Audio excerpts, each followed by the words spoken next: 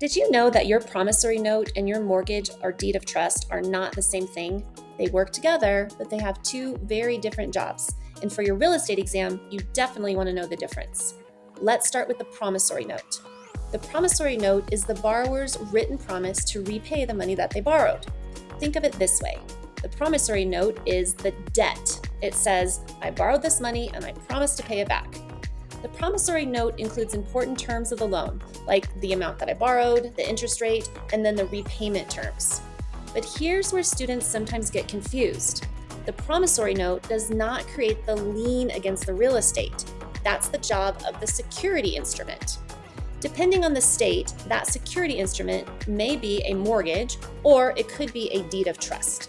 The mortgage or deed of trust pledges the real property as collateral for repayment of the loan. So here's your exam day shortcut. The note, promissory note, is the evidence of the debt.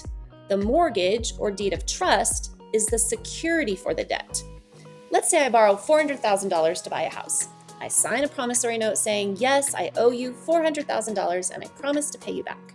But the lender probably doesn't want to rely solely on my promise that I'm going to make those payments for the next 30 years.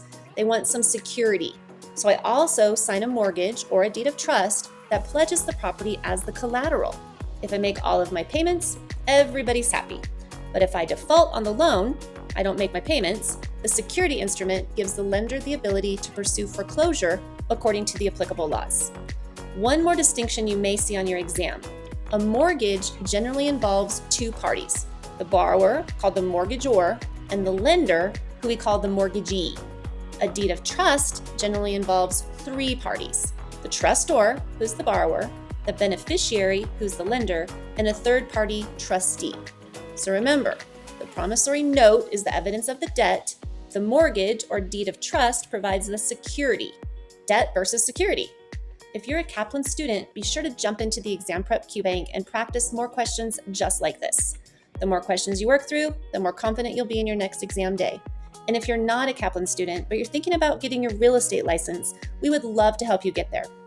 Check out Kaplan Real Estate Education to learn more about our courses, exam prep, and the tools designed to help you pass your licensing exam with confidence. I'm Jeni VanOrnum. Thanks for watching, and I'll see you on the next Did You Know?